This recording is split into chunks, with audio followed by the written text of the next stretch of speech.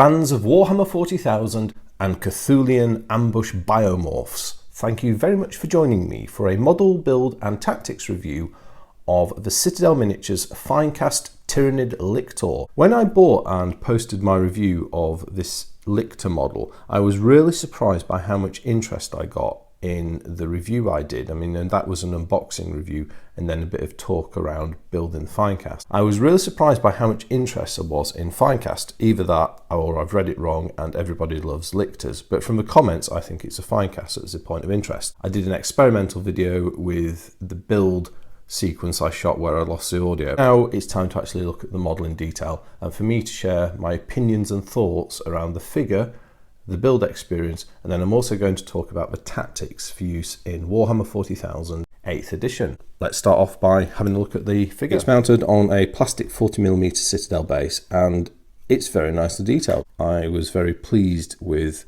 the crispness and the quantity of detail on this particular figure. It's suitably alien looking. It has all the hallmarks and design features and design tropes that we've come to expect from Games Workshop's Tyranid range. There's a view from the top.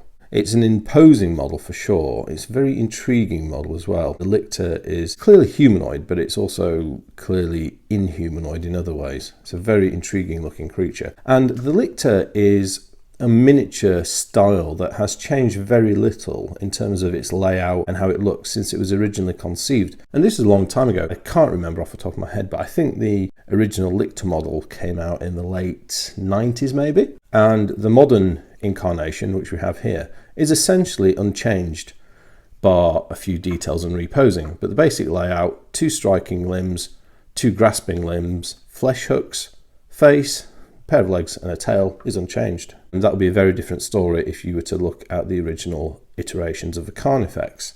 Okay, so let's take a look at some of the details. As I say, it's a very nicely detailed and turned out model. Some of my favourites, well, this face is great. It just screams Cthulhu, or perhaps gibbers Cthulhu at you maybe. And it certainly turns this into more than just a rendition of an alien creature, but actually it's a sci-fi horror monster, and I like that. Nicely moulded and sculpted into the chest are the flesh hooks. These are hooks that fire out into the hapless targets, so that looks really good. Got these large talons, grasping talons I believe they're called. You've got these exposed muscly masses, perhaps openings in the chitinous exoskeleton to allow cooling. It has hoofed feet with a pair of talons for extra stability. Very long and significant bend on the knee there, or the first knee, and then obviously you've got a double jointed leg. And you imagine that this thing would be much taller if it reared itself out to full height or if it was leaping. Yeah, lots more nice details.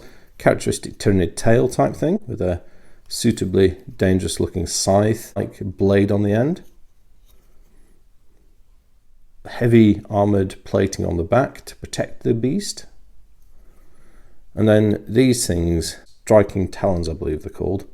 I like how these have been styled. They are clearly modelled on the striking limb of a terrestrial mantis, or perhaps, yeah, I think a terrestrial mantis, but perhaps if you turn it that way around, they look a bit like a mantis shrimp as well, an aquatic mantis shrimp. 2 creatures that are well known for their incredible striking power for different reasons. And I really like these. And I like these almost like tendinous, sinuous tendons. And it kind of, for me, gives us an impression that these are there to force these things forward with enormous power and deliver killer blows. Those things really make this one look alien and weird. So yes, a very intriguing and fascinating looking model. While I do really appreciate the look of the original Lictor from many, many years ago, I actually think I prefer this one for a number of reasons. I think firstly being in Finecast, it's a more posable model. This model's got a lot of posability. And secondly, I just like the Cthulhu look of the creature's head. And this is an example of Games Workshop doing its borrowing from other genres really well, because this thing is supposed to be a terrifying, horrific creature. And the face of this certainly reinforces that view. So yeah, that's a model. I do like it. very interesting. I wouldn't have bought it if I didn't like it, but I like it more now I've got it. So let's talk about the build. This is clearly of great interest because it's a Finecast model, and as we all know, Finecast has an enduring bad reputation, I would say. If you go look on the internet and look at blogs, videos on YouTube and other social media, if you search for Finecast, the overwhelming balance of opinion is negative, and it is also skewed in time. A lot of the information about Finecast as a medium dates from the early days when it was originally released and the controversies that surrounded it. So price increase, which was seen as being unjustified, and also, and more telling for the brand, was the atrocious consistency of the quality control and the terrible products that were shipped to customers. And that has left, in my view, a clear enduring blemish on the reputation of this particular model medium. I would say this model completely defies that. This is a modern model, it's new, so this is 2017, and I would say this figure was excellently cast for a small resin kit. I have absolutely no complaints with it whatsoever. The parts alignment on the sprues was excellent. It was very easy to trim up. There was very small amounts of mold seams, and the only real challenges around assembly and preparation of the parts were careful removal of the multiple air gates that Finecast needs to cast properly. And if we just go back to the model, we can see the hooks, the spines on the inside of this striking limb. There were gates attached to lots of these, so I had to cut those away very carefully to not damage the ends of those talons. The only other thing in terms of handling and modelling, there are a few air bubbles, and I mean there were a few small numbers. I just have to try find where I did a bit of filling. There's a little bit of filling there. You can see the yellow milliput and little bits on the tail. And then I think there's a couple of bits that go on the inside of the striking limb. On my example, there was less work required than putting together a plastic Citadel miniature and removing all the mold seams from that.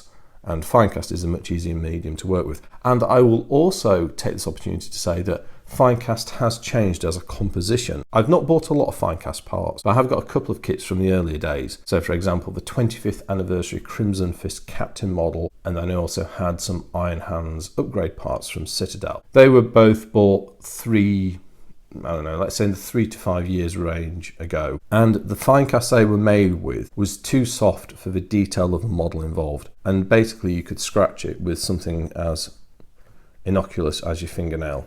So it wasn't up to, in my view, the necessary hardness for the detail of the models. You could damage it just by handling it, and it was very difficult to clean up with a knife. On the other hand, this model, the composition of the resin is different. It is harder, and it's harder to the point where, firstly, I can't scratch it with my thumbnail, and secondly, I can actually use normal modelling knives and files to clean and prepare the model. Yeah, it was very good, and I will put this in the same sort of league as the injection resin figures that Prodos Games produce. It's as good as that, possibly better. It was actually really, really good. I was very impressed by it. From the point of view of the quality, I saw no issues with this kit at all. Apart from a handful of air bubbles and stuff, much less work than I normally have to do with an equivalent Forge World model. This was really good. And I'm not trying to sell Finecast to you, but if your perception of Finecast in terms of whether you buy anything, so forget about the price, in terms of whether or not you buy anything, has been shaped by the perception from the early days, I would say perhaps it's time to think again. And if there are models that you would like but you've not bought because they're Finecast, I think you will be pleasantly surprised if you buy them. Other thoughts about Finecast. Now, one limitation it does have, and I've not experimented with this a lot, but it's not something I was really wanting to experiment with on this model. One of the good things about resin figures is you can heat manipulate them to repose them, and this model here, with it being a creature, is a brilliant candidate to do that. And I did that with the tail because I wanted to kind of put the tail in like an opposite direction pose to the head. See this a lot with animals in nature, depending on how they're moving. The tail might be at the opposite or the same side as the head, kind of like as a counter. I wanted to do it in the opposite direction. You can see how I've got this sort of sinuous form running through from the tip of its head to the end of its tail. And the tail it was actually orientated around here, about where my right index finger is. Now, when I heated up the resin and bent this, I found it was noticeably less mobile than Forge World resin and indeed other resins I'd used. It was actually noticeably stiff, even when using water of the same temperature, hot water of the same temperature I would normally do. So I didn't bend it as far as I might have liked to have done, because I got the feeling that it doesn't have as much give in it, and I might have broken it if I'd bent it further. So that's perhaps a word of caution to think about. I've actually kept a few of the spruce, so I might actually do an experiment with some of those and just see how far we can bend it before it fails. But that would be my only note of caution around working with Finecast. It seems to have less give in it for heat manipulation than other resins used for wargaming miniatures. So there's some thoughts around the build and more widely the medium of Finecast as I've experienced it through this model. Let's do a few size comparisons. I've got a few miniatures. Some of these are 40k era, some of these are Heresy era, but I hope it gets the message across. Let's start off with a suitably sized victim. So this is a female member of the Imperial Guard, and this isn't a Citadel miniature, this is one of Victoria Miniature's excellent Arcadian Guard. If you've not seen it, I've got a couple of videos on these models and they're fantastic. So let's just put those two side by side. The Lictor is a big beastie, and it's supposed to be. It's a large, specialised ambush hunter. Let's move up to a transhuman, genetically enhanced Space Marine. And here we have one of my Iron Hands Legionnaires from the Horus Heresy, equipped in Mark II armour with a Phobos pattern bolt gun. And next to an Astartes, the Lictor is a towering monster nonetheless, so it's an absolute beastie. So let's now move on to the Marines of the moment, you may say, or none other than the Primaris Space Marines of M42, or as I like to call them, and I just forget which one of you guys came up with this, or the Ghillie-Men, brilliant name. Okay, so the Ghillie-Men look a bit more evenly matched in terms of head height, but they only still have a fraction of the bulk and overall size and reach of the enormous, terrifying Lictor. What about a big Marine? So here we've got a Tech Marine from my Iron Hands Legion. This is actually a 40k miniature that I'm using in 30k, and he's got his servo arm on, so this is quite a bulky Marine. Still looks pretty small next to the Lictor. Now we shall do what we might call a matchup in size out of time with the Terminator from the Iron Hands Legion, and this is one of the Gorgon Terminators, armed with a Power Fist and a Graviton gun. That's a converted model. You guys are going to have to step back a bit. So the Terminator has a similar physical bulk, I'd say, to the body of the Lictor. The Lictor's still taller, but the Terminator's a bit stockier overall. But these enormous striking talons still make it tower over the Astartes tactical dreadnought.